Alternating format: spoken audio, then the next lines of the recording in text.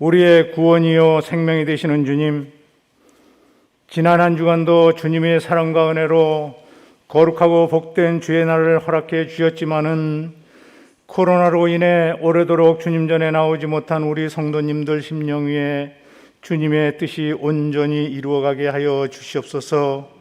주님이 주시는 참된 평안과 기쁨을 날마다 누리게 하여 주시옵소서.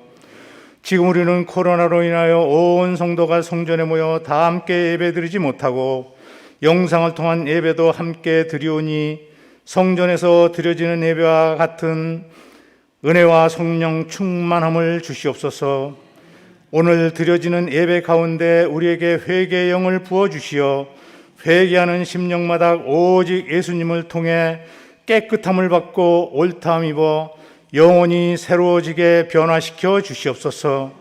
하나님 아버지, 이달은 가정의 달입니다. 어린 자녀들을 둔 가정에는 그들을 눈동자같이 보호하시어서 보호의 손길이 한시도 떠나지 말게 하시어 올바르게 자라 교회와 이 사회의 귀한 일꾼들이 다 되게 하여 주시옵소서. 또한 우리를 낳아주시고 길러주신 부모님을 주 안에서 공경하고 순종하게 하시며 후회 없는 효도를 실천할 수 있는 성도들이 다 되게 하셔서 우리 믿는 자들이 먼저 모범을 보이는 아름다운 가정들로 붙들어 주시옵소서. 그리하여 근심 걱정 없는 가정으로 약한 자에게는 강함을 주시옵고 슬픔을 당한 자에게는 위로를 주시며 근심과 고통의 소리가 찬송의 소리로 바뀔 수 있는 놀라운 역사를 베푸셔서 연약하고 힘든 가정들을 위로하여 주시옵소서. 교회의 머리가 되시는 주님, 하나님의 자녀로 이루어진 교회가 세상에서 방황하는 심령들에게 주님이 약속하신 신령하고 기름진 복을 나눌 수 있게 하여 주시옵고 영혼의 안식과 평안을 심어줄 수 있는 교회가 되게 하여 주시옵소서. 특별히 스승의 주일을 맞아 어린 아이들부터 청년에 이르기까지 교육을 담당하고 있는 교사들을 축복해 주시고 진리의 말씀으로 잘 영육할 수 있는 지혜를 허락하여 주시어서 이들이 수고를 통하여 우리 자녀들이 하나님의 말씀과 지혜로 총명하게 자라나 장차 이 나라 복음 사역의 일꾼들이 다 되게 하여 주시옵소서. 살아계신 아버지, 이제 거룩한 주님의 말씀을 듣습니다. 말씀을 선포하시는 담임 목사님께 성령의 권능을 덧입혀 주셔서 살아계신 하나님 말씀이 선포되며 듣는 우리에게 기쁨이 충만하게 하여 주시옵소서. 이른 아침 성전에서 예배하는 성도들을 비롯하여 영상으로 예배드리는 모든 성도님들께 동일한 하나님의 역사가 나타나길 간절히 원하며 하나님께 영광 돌리는 예배가 될 것을 믿사오며 우리 주 예수 그리스도의 이름으로 기도드렸습니다. 아멘.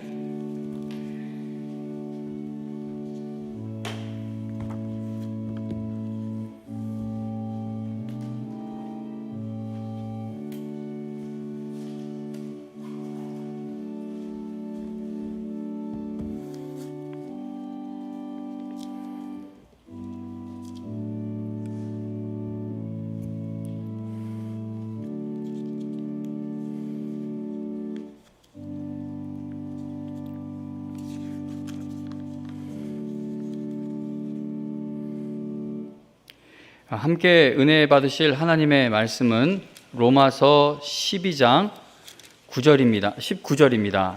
로마서 12장 19절 말씀입니다. 로마서 12장 19절 하나님의 말씀 읽어드립니다.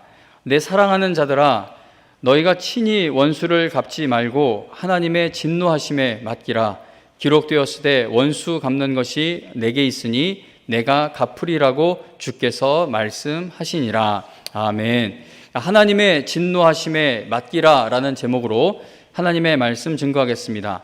지난주 목요일 한 오후 4시 조금 넘은 시간에 저희 집 아이들이 이쪽 교회 마당에서 배드민턴을 치고 있었습니다. 아이들이 마당에서 논 지 한 20분 정도 되었을 때 바로 교회 건너편에 있는 빌라에서 어떤 남자분이 매우 큰 소리로 조용히 좀 해라 이 새끼들아 라고 동네가 떠나가게 소리를 질렀습니다. 그 소리가 얼마나 컸는지 이쪽 건물에서 소리를 질렀는데 이쪽 도로 쪽 있는 데서 일하고 계시던 이초료 목사님도 그 소리를 들으셨을 정도로 소리가 컸습니다. 저희 집 아이들이 떠드는 소리로 인해 정말 화가 매우 많이 나서 참지 못하고 폭발을 한 겁니다. 여러분들은 화가 났을 때 그 분노를 어떻게 해결하십니까? 저분처럼 막 소리를 지르는 그런 식으로 해결하시는지, 뭐 화가 나면 참지 못해서 온갖 성질을 다 내거나 날카로운 말들을 쏟아내는 분들도 있고, 또 그와는 정반대로 화가 나면 아예 말을 하지 않는 분들도 있습니다. 그리고 또 대부분의 사람들은 화가 나도 분한 마음을 억지로 참으며 살아가고 있는 줄로 압니다. 그런데 어떠한 방식으로 우리가 화를 표출하던, 뭐 말을 하지 않던 꾹 참던, 어떤 방식으로 화를 이렇게 다스리던 그 분노가 절제되지 않고 다스려지지 않으면 또 다른 분노를 불러오게 된다는 겁니다.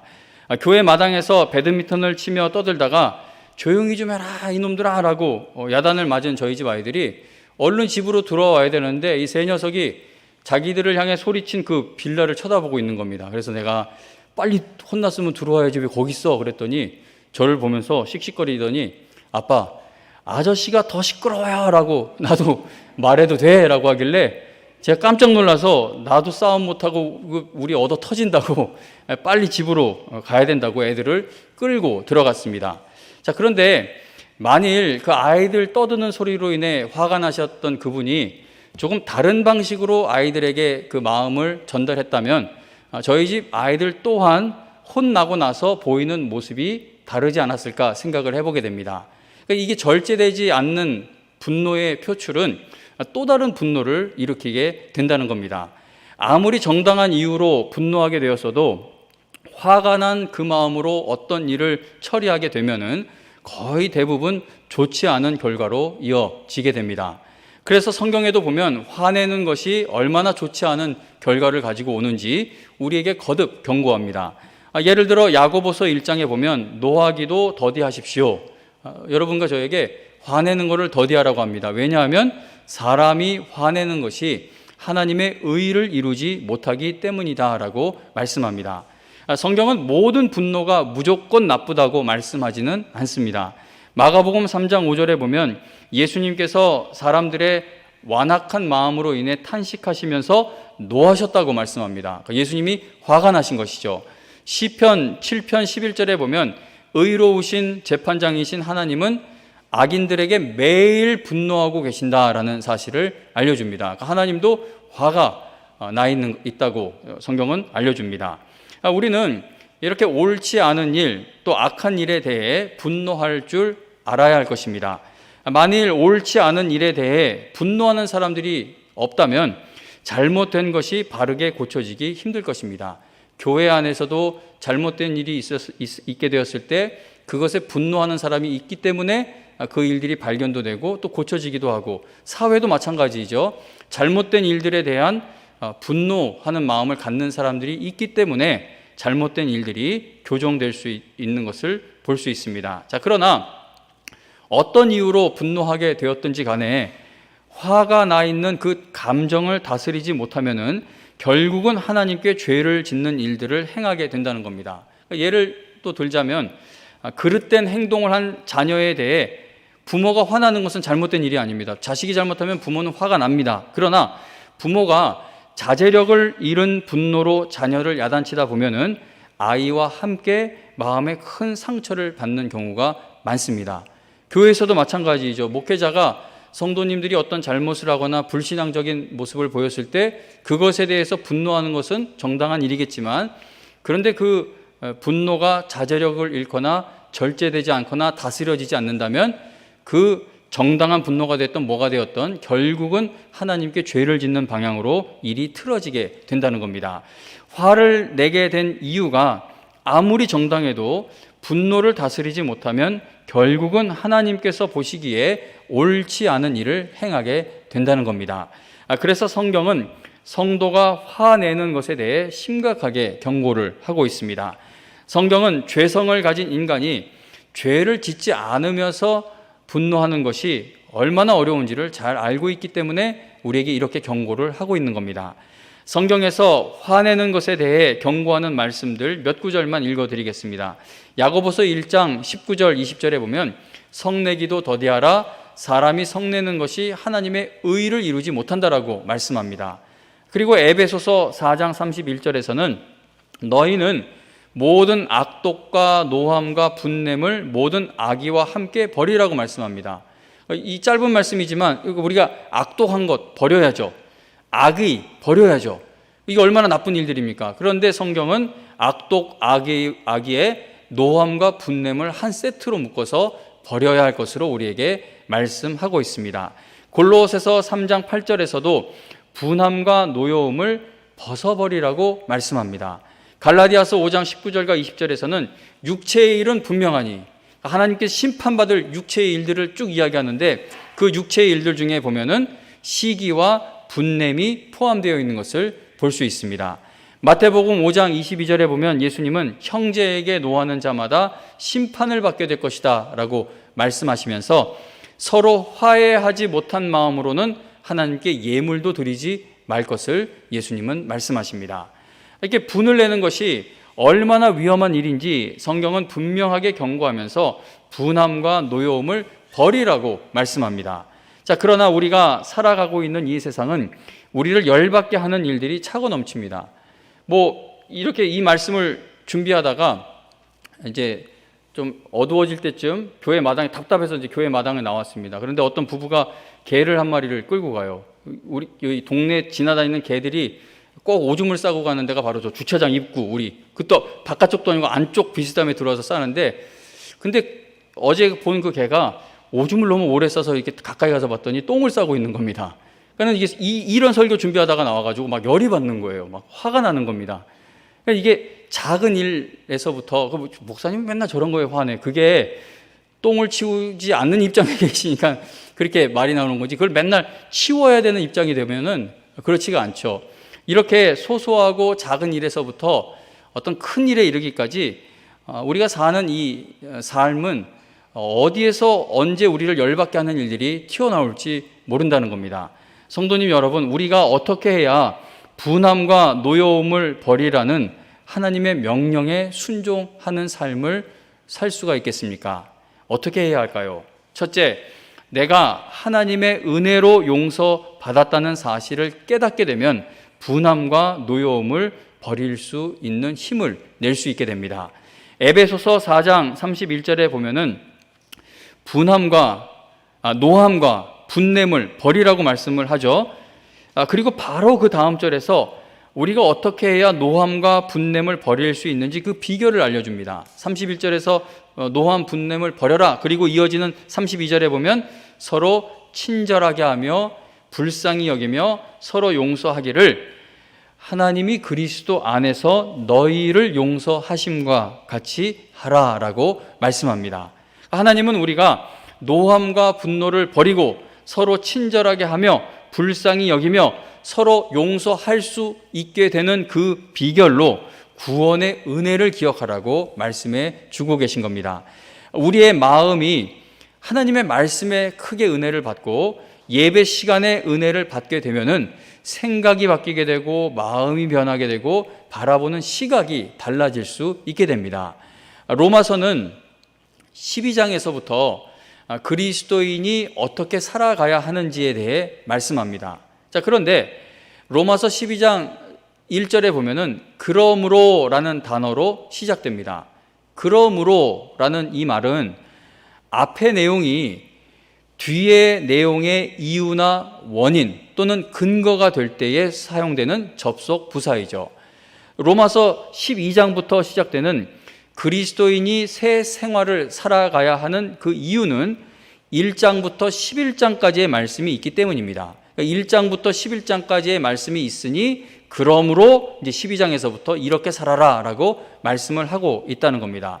로마서 1장부터 11장에는 우리가 받은 구원의 은혜가 얼마나 놀라운 것인지를 아주 세세하게 알려주고 있습니다.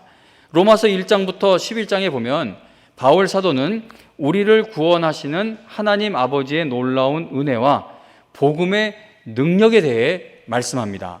우리가 하나님의 예정 가운데 택함을 받았고 하나님께서는 택하신 자를 예수 그리스도 안에서 양자 삼아 주셨고 그래서 우리가 하나님을 아빠, 아버지라고 부를 수가 있는 것이고, 하나님의 자녀가 된 자는 절대 구원의 은혜에서 탈락되지 않는다는 사실을 알려줍니다. 이 구원의 교리에 있어서 중요한 예정, 선택, 견인, 영화, 이런 모든 것이 로마서 1장부터 11장에 기록이 되어 있습니다.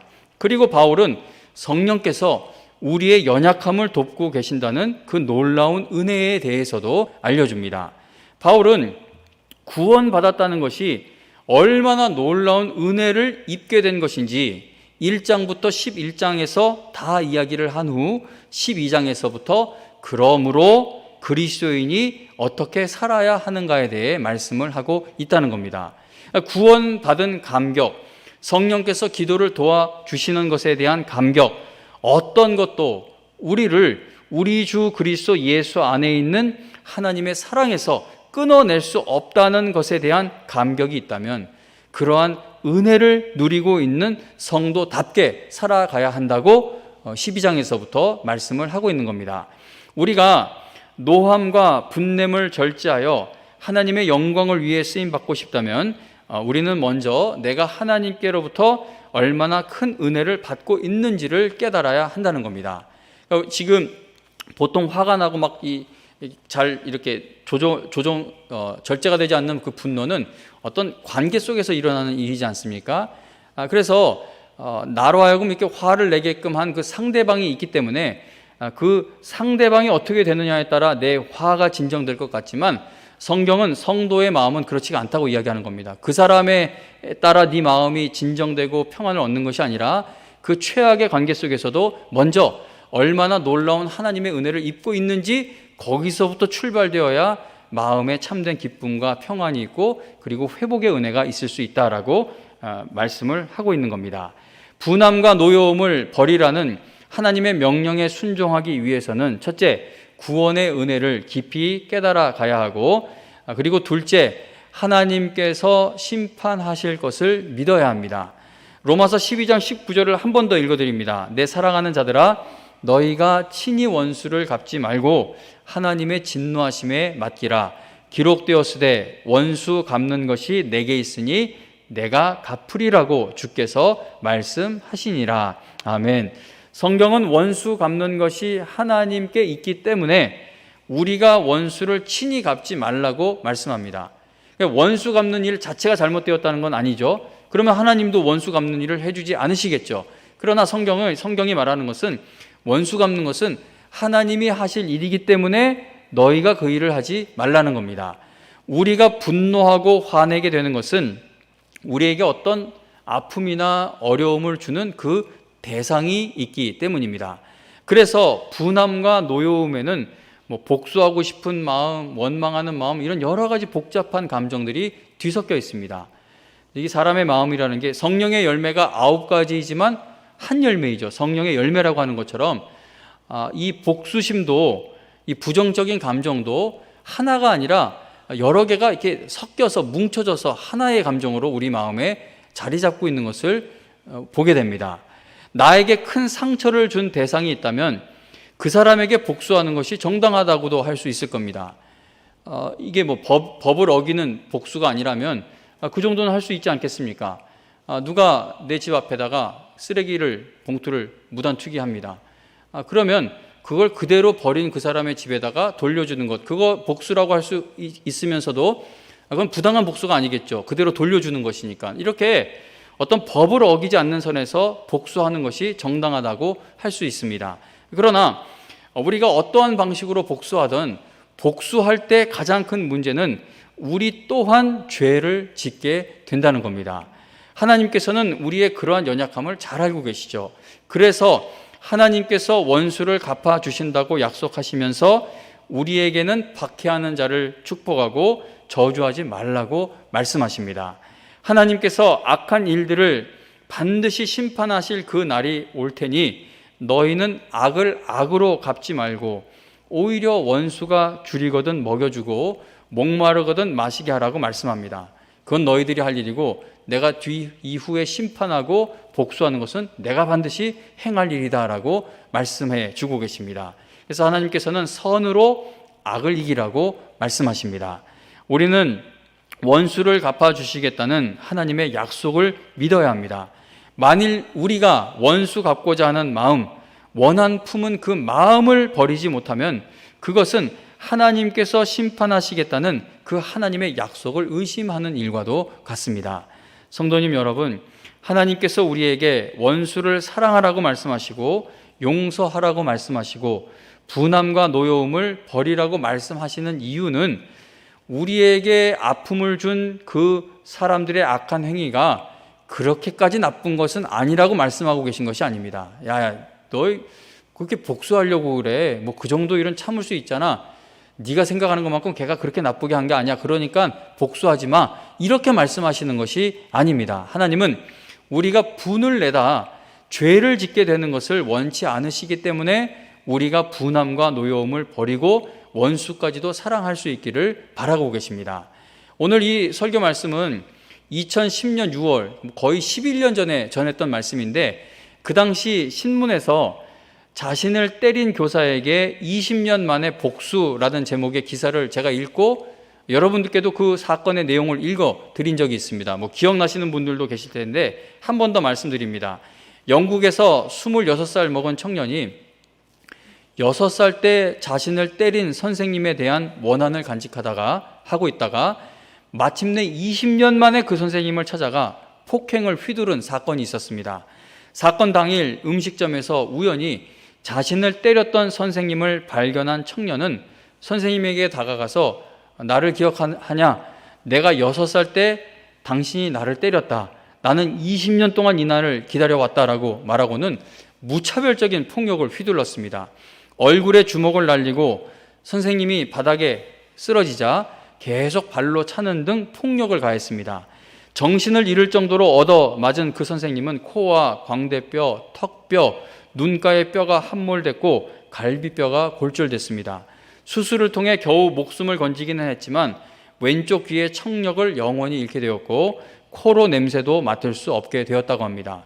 당시 이 기사 밑에 달리는 댓글들을 읽다가 제가 깜짝 놀란 것은 선생님을 때린 그 청년에게 공감하는 사람들이 많았기 때문입니다. 심지어 어떤 사람은 나도 20년이 지났지만 아직도 폐주교도 모자른 사람이 있다라는 글을 남겼고 그 글에 얼마나 많은 사람들이 공감을 이렇게 나도 네 의견에 동감한다는 것을 눌렀는지 모릅니다. 여러분들은 어떠십니까? 세월이 흘렀지만 5년 갔고 10년이 흘렀지만 여전히 용서가 되지 않는 사람이 있으십니까? 용서되지 않는 사람이 있다면 우리에겐 선택지가 하나밖에 없습니다. 하나님의 말씀에 의하면 하나님께서 용서하라고 말씀하고 계십니다. 특히 교회 안에서는 원망과 시비가 없어야 하고 성령께서 하나 되게 하신 것을 지켜야 한다고 말씀합니다. 하나님께서 우리에게 노함과 분냄을 버리고 친히 원수를 갚지 말라고 하시는 것은 우리가 당한 그 일들을 그냥 없던 일로 하자고 하시는 것이 아닙니다. 그러니까 이 부분이 오해가 되니까 자꾸만 하나님 앞에도 화가 나는 건데, 하나님 내가 당한 게 얼마나 아픈지 알면은 어떻게 원수 갚지 말라고 하실 수 있어요? 그런 마음이 일어나는 것은 하나님이 이 말씀을 주시는 것의 의미를 오해를 하고 있기 때문입니다. 하나님께서 한치의 오차도 없이 선과 악을 구분하시고 원수를 갚아주실 날이 분명히 올 것이니 너희가 원수를 갚다가 죄 짓지 말고 하나님의 진노하심에 맡기라는 겁니다.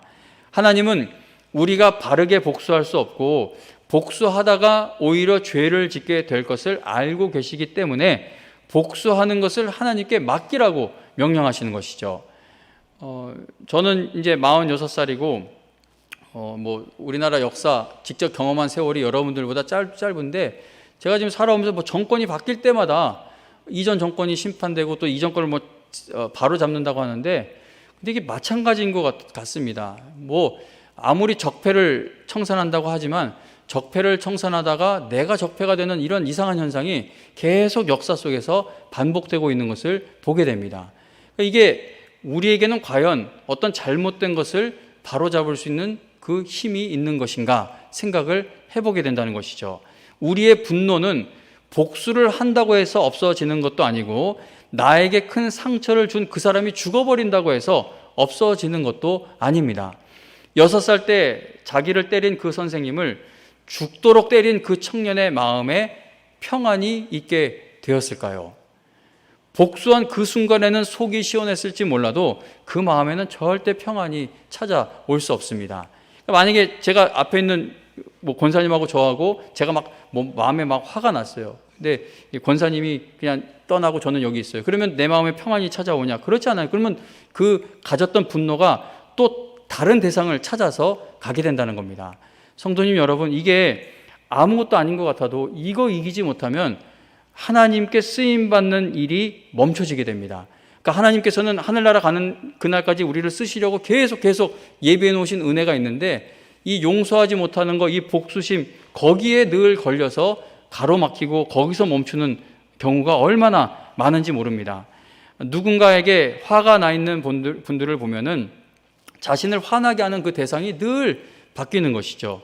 저 사람만 없어지면 내 마음에 평안이 찾아올 것 같지만 그렇지가 않다는 겁니다.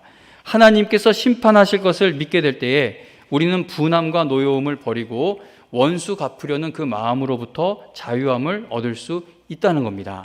잘못된 것은 하나님이 바로잡아 주시고 심판해 주실 것을 믿으면 된다는 겁니다. 이러한 설교 말씀을 들어도 막상 억울한 일을 당하게 되면 분노가 치밀어 오르게 되고 복수심에 불타게 됩니다. 저 성도님들 일상 삶에서 겪는 어려운 소식 들으면요, 진짜 어떤 건 너무 화가 나요. 이렇게 가게, 식당 이런 거 하시다가 그 건물주인에게 정말 못되게 당해서 겨우 옮겼는데 거기서도 자리 잡을 만한데 그 건물주와 또 아들이 아주 못되게 굴어서 또 큰 어려움에 당해서 그 기간이 길어지고 있는 이런 사건, 이런저런 얘기 들으면요, 어떤 분은 그 변호사 비용만 1,000만 원 이상 사용하고 있는데도 법적으로도 분명히 내가 피해자인 게 드러났는데도 저쪽에서 감옥 가면 같이 나는 안 갚겠다 이런 일들, 그런 거 들으면 분노가 치밀어 오르죠. 그러니까 제가 당한 일이 아님에도 이렇게 화가 나는데 그 일을 지금 매일 견뎌내고 있는 당사자들은, 성도님들은 얼마나 화가 날까 생각을 해보게 됩니다. 성도님 여러분, 이럴 때 우리가 어떻게 해야 하겠습니까? 우리는 예수님을 생각해야 합니다. 예수님은 가혹하고 부당하고 억울하게 고통당하셨습니다. 하나님의 심판을 받아 마땅한 자들이 십자가 지고 가시는 예수님의 얼굴에 침을 뱉을 때 예수님은 그 모욕까지도 다 참으셨습니다. 예수님은 자신이 당하는 일에 대한 모든 심판을 하나님 아버지께 맡기셨다는 겁니다. 우리를 위해 십자가를 지신 예수님은 우리가 왜 그렇게 모욕감을 견디기 힘들어하고 있고, 또 우리가 왜 그토록 복수하고 싶어서 마음이 안절부절 못하고 있는지 어느 누구보다 잘 알아주고 계십니다. 그 예수님이 겪으신 일이기에 우리가 겪는 이 어려움이 무엇인지 아신다는 것이죠. 그러나 주님께서는 우리가 복수하면은 죄를 짓는 것밖에 결론이 나지 않으니 모든 심판과 원수 갚음을 하나님께 맡기라고 말씀합니다. 왜냐하면 하나님만이 죄가 없이 심판하시고 원수를 갚으실 수 있기 때문인 것이죠. 성도님 여러분, 지금 이런 설교는 당장 소송 걸었던 거 다 그만두시고 옆사람, 옆집 이웃 이런 직장 이런 다툼을 다 그 이야기가 아닙니다. 제가 말씀드리는 것은 그 일이 어떻게 해결되든 우리가 이 하나님과의 관계에서 마음의 평안이 있기 위해서는 그 일의 결과가 있기 전에 이 일은 하나님이 반드시 처리해 주실 것이다 라는 그 마음이 먼저 있어야 한다는 겁니다. 예수님께서 십자가의 고통을 당하시고 그 모욕감 속에서도 모든 심판과 원수 갚음을 오직 하나님 아버지께 맡기신 데에는 또 한 가지의 이유가 있는데, 바로 여러분과 제가 예수님을 닮아가기를 원하시기 때문입니다. 베드로전서 2장 19절에서 21절, 제가 주보에다가 3페이지에 베드로전서 1장이라고 했는데 1장이 아니라 잘못 실어드렸습니다. 2장입니다. 베드로전서 2장 19절에서 21절을 우리말 성경 번역으로 읽어드리겠습니다. 어떤 사람이 억울하게 고난을 당하고 하나님을 생각하며 슬픔을 참으면 이것은 은혜입니다. 여러분이 죄를 지어 매를 맞고 참으면 무슨 칭찬이 있겠습니까? 그러나 여러분이 선을 행하다 고난을 받고 참으면 이것은 하나님 앞에서 은혜입니다. 여러분은 이것을 위해 부르심을 받았습니다. 그리스도께서도 여러분을 위해 고난을 당하시고 여러분에게 본을 남겨주심으로 그분의 발자취를 따르게 하셨습니다. 아멘. 성경 말씀에 순종하기 위해서는 우리가 예수님을 바라보아야 합니다. 성부, 성자, 성령 하나님께서 우리를 위해 이미 행하신 놀라운 일들과, 그리고 지금 우리를 위해 행하고 계시는 일들과, 그리고 앞으로 우리를 위해 행하실 그 일들을 깨닫고 은혜 받게 될수록 우리는 성경 말씀에 순종할 수 있는 용기와 힘을 얻을 수 있게 될 것입니다. 분함과 노여움을 버리라는 하나님의 명령에 순종하기 위해서는 첫째, 구원의 은혜를 깊이 깨달아야 하고, 그리고 둘째, 하나님께서 심판하실 것을 믿어야 합니다. 하나님의 진노하심에 맡기는 성도가 분함과 노여움을 버리고 하나님의 영광을 위해 쓰임받을 수 있게 됩니다. 마지막 세 번째, 우리가 당하는 어떤 일도 우리를 향한 하나님의 선하신 뜻이 이루어지는 것을 막지 못한다는 사실을 믿어야 합니다. 베드로전서 1장 6절과 7절을 우리말 성경 번역으로 읽어드리겠습니다. 베드로전서 1장 6절과 7절 개역개정 성경이 아닌 조금 더 쉽게 번역된 성경으로 제가 읽어드립니다. 그러므로 지금 잠시 동안 여러분이 여러 가지 시련을 겪으면서 어쩔 수 없이 슬픔에 빠져 있더라도 이것을 기뻐하십시오. 여러 가지 시련을 겪는데 기뻐하라고 합니다. 그 시련이 뭐겠습니까? 그러니까 혼자 가만히 있다 당하는 시련이 아니라 막 교회를 공격하는 시련일 것이고, 예수님 믿는다는 이유로 세상에서 억울한 당하는 일, 모욕당하는 일, 그런 시련일 것이고, 정말 나를 괴롭히는 사람들로 인해 당하는 시련일 겁니다. 근데 그걸 기뻐하라고 하면서 여러분의 믿음이 연단을 받아서 순수하게 되면 불로 연단하여도 마침내는 없어지고 마는 금보다 더 귀한 것이 됩니다. 그것은 예수 그리스도께서 나타나실 때에 여러분이 칭찬과 영광과 명예를 차지하게 하려는 것입니다. 아멘. 성도님 여러분, 우리가 당하는 시련, 억울한 일 당하는 것, 내가 정직하게 살려고 한 건데 오히려 모함받는 것, 나를 괴롭히는 사람과의 그 갈등, 이런 일이 도대체 내가 천국 가는 것과 무슨 상관이 있나? 근데 성경은 말씀하는 겁니다. 이 세상에서 겪는 아픔, 고난, 시련, 그게 다 하나님 손안에 있기 때문에 결국은 그 모든 일을 통과해서 우리가 칭찬과 영광과 명예를 얻는 자리에 오르게 될 것을 성경은 약속하고 있습니다. 하나님께서는 여러 가지 시련을 우리 삶 속에 허락하시죠. 대부분의 시련 앞에서 우리는 분노할 때가 참 많습니다. 우리가 이 땅에서 살아가는 동안 당하는 시련과 시험은 하나님이 실수하고 계시기 때문에 일어나는 일들이 아니라는 겁니다. 우리가 어떤 일을 당하든 하나님께서는 우리를 통해 이루어 가실 일들을 결코 실패하지 않으실 겁니다. 우리를 통해 이루시고자 작정하신 칭찬과 영광과 명예를 얻게 되는 그날을 반드시 이루신다는 겁니다. 성경의 인물들을 생각해 보시기 바랍니다. 요셉은 자신에게 너무나도 악한 일을 저질렀던 자기 형들에게 복수할 마음을 갖지 않았습니다. 자신에게 너무나도 억울한 누명을 씌웠던 보디발의 아내에게도 복수할 마음을 갖지 않았습니다. 요셉은 하나님의 섭리를 굳게 믿으며 이 모든 악한 일들과 잘못된 일들을 하나님께서 바로 잡아가 주실 것을 믿었습니다. 만일 요셉이 분함과 노여움을 버리지 못하는 성도였다면 그는 하나님께 끝까지 쓰임받지 못했을 것입니다.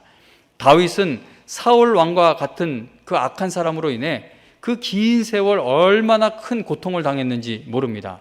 그런데도 다윗은 분함과 노여움에 마음을 빼앗기지 않았습니다. 오히려 사울 왕을 용서하기도 했고, 그리고 사울 왕의 잘못된 죄악의 심판은 하나님께 달려있다. 하나님의 진노하심에 다 맡겼습니다. 만일 다윗이 사울 왕으로 인해 분함과 노여움에 사로잡혀 있었다면 그는 하나님께 끝까지 쓰임받지 못하게 되었을 것입니다. 스데반 집사님은 복음을 전하는 자신을 향해 돌을 던지는 그 사람들을 향해 화를 내지 않았죠. 분노하지 않았습니다. 스데반은 오히려 자신에게 돌을 던지는 그들을 위해 기도하면서 하나님께서 행하실 일에 소망을 두었습니다. 만일 스데반 집사님이 분함과 노여움에 사로잡혀 있었다면 그는 하늘 문이 열리는 것을 바라보지 못하게 되었을 것입니다. 바울 사도는 자신을 모함하고 비하하고 괴롭히는 자들로 인해 분함과 노여움에 사로잡히지 않았습니다. 바울은 원수 갚는 일을 하나님의 진노하심에 맡기고 자기는 끝까지 복음 전하는 일에 집중했습니다. 얼마나 어려웠을까 늘 생각을 해봅니다. 얼마나 피곤했겠어요. 계속 여행 다니고 하는데 자기 외모까지도 비하 당하고, 그리고 뭐 진짜 사도 맞냐고 막 그렇게 의심을 받게끔 그런 루머를 퍼뜨리고, 가는 곳마다 따라다니면서 괴롭히고, 기회가 되니까 진짜 죽일 마음으로 돌을 던져서 돌에 맞아 기절을 하기도 하고, 그런데도 자기를 괴롭히는 자들을 향한 분함과 노여움에 사로잡히지 않았을 때 하나님께서 그를 통해 모든 일들을 다 이루어 가신 것을 우리는 기억합니다. 만일 바울 사도가 분함과 노여움에 사로잡혔다면 수많은 교회들이 분열과 다툼으로 무너지게 되었을 것입니다. 성도님 여러분, 이제 말씀을 마쳐야 합니다. 각자 당하는 일들이 다 다르죠. 어떤 일은 진짜 들으면 얼마나 화가 납니까? 얼마 전에 저 한강변에서 아들을 잃은 그 가정 이야기, 그런 거 들으면 얼마나 억울하고 얼마나 답답하고 얼마나 화가 납니까? 우리가 이 땅에 살아가는 동안 어떤 일을 당하게 될지 모릅니다. 그런데 성도님 여러분, 어떤 일을 당하든 그거를 한 맺힘으로 갖지 마시고, 이 모든 일들 속에서도 하나님은 반드시 나를 향한 계획과 뜻을 이루어 가실 줄로 믿습니다. 하나님, 내가 그걸 붙들는 그 믿음이 약해지고 있으니 나의 믿음 없음을 도와주세요. 그러니까 하나님의 은혜를 구하면서 나가보시면 하나님이 반드시 쓰임받는 길을 또 열어주시고 열어주실 것입니다. 성도님 여러분, 이건 진짜입니다. 절대 원한이나 원망이나 섭섭함이나 이런 거 마음에 담아두지 마시고, 하나님이 나를 얼마나 사랑하시는지 그 은혜에 흠뻑 젖어 나를 괴롭히는 자들을 향해서도 마음을 넓히는 성도들이 한번 되어 보시기를 부탁드립니다. 너무 어려워요. 어렵죠? 이거 우리 힘으로 안 됩니다. 그래서 하나님이 우리에게 보혜사 성령을 보내주시지 않았습니까? 성령의 은혜를 구하시고 성령의 충만을 구하셔서 성령의 열매가 열리기만 시작한다면 우리가 이겨내지 못할 환난과 고난이 없을 줄로 압니다. 우리가 당하는 그 어떤 일들도 하나님의 선하신 뜻이 이루어지는 것을 절대 막지 못할 것입니다. 우리가 당한 일이 우리가 쓰임 받는 것을 망치는 것이 아닙니다. 근데 하나님이 일 열심히 하려고 했는데 저놈의 인간 때문에 못하겠어. 저 인간 때문에 내가 이 교회에서 열심을 내는 것이 멈춘 거야. 그게 그렇지가 않습니다. 우리가 당한 일로 인해 생기게 된 분함과 노여움을 해결하지 못하고 있기 때문에, 그 감정을 버리지 못하고 있기 때문에 하나님께 쓰임받는 것이 멈추게 되는 것을 잊지 마셔서 늘 하나님 앞에서 내 마음을 한번 점검해 보실 수 있기를 바랍니다. 구원의 은혜를 깊이 깨달아가는 성도가 되고, 하나님께서 심판하실 것을 믿는 성도가 되고, 그리고 하나님의 선하신 뜻이 반드시 이루어지게 될 것을 믿는 성도가 되어 분함과 노여움을 다 버리고 하나님의 영광을 위해 쓰임받게 되시기를 주님의 이름으로 축원합니다.